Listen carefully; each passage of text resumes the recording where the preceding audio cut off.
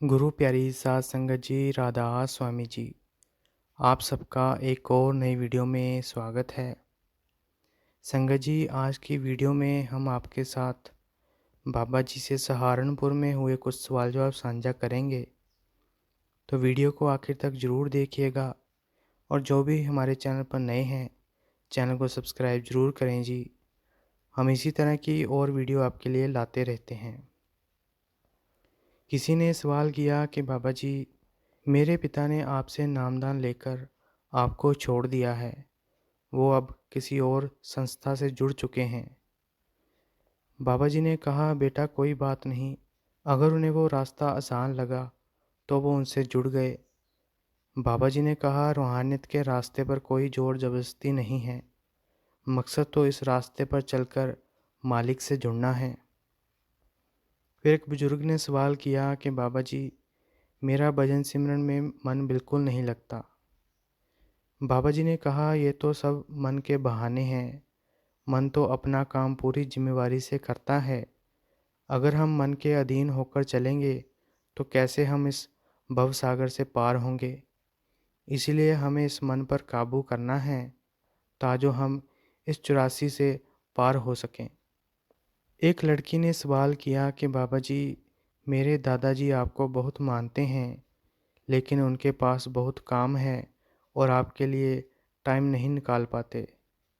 लड़की ने कहा कि मेरे दादाजी आपको बापूजी बोलते हैं और जब काम करते हैं तो एक ही बात बोलते हैं कि बापू अपने आप बख्श लेगा, और जब शाम के समय भजन सिमरन बैठने का टाइम आता है तो लेट जाते हैं और कहते हैं कि बापू अपने आप बख्श लेगा।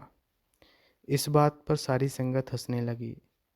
फिर बाबा जी ने कहा, बेटा ऐसा तो बाबा ही सब कुछ कर देगा, किसी को भी कुछ करने की ज़रूरत नहीं है।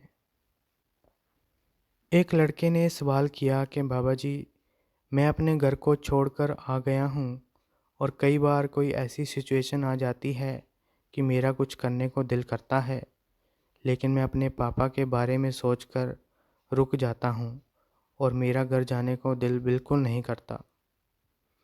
तो बाबा जी ने कहा, बेटा इस दुनिया में जो सबसे बड़ा गुनाह है वो है अपने आप को ख़त्म कर लेना।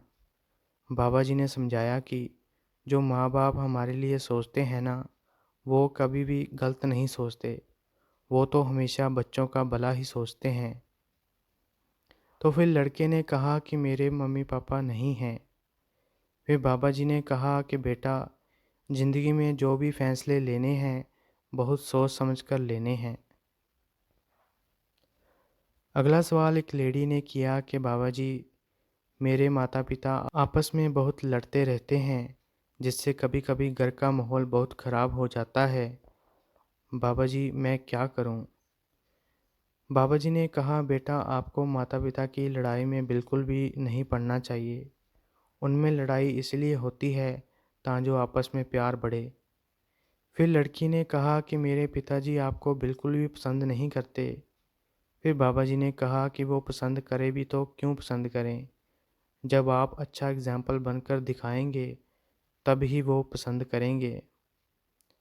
फिर एक लड़की ने सवाल किया कि बाबा जी, मेरे को अभी तक नामदान नहीं मिला, तो मैं भजन सिमरन कैसे कर सकती हूँ? बाबा जी ने कहा, बेटा बिना नामदान के भजन सिमरन नहीं हो सकता। आप अपनी नींव मजबूत करें, आप अपने आप को लायक बनाएं और सत्संग सेवा पर जाते रहें। एक लड़के ने सवाल किया कि बाबा जी, कई बार ना चाहते हुए भी कुछ ऐसी गलतियां हो जाती हैं जो हम नहीं करना चाहते, तो मालिक उन गलतियों को बख्श देगा?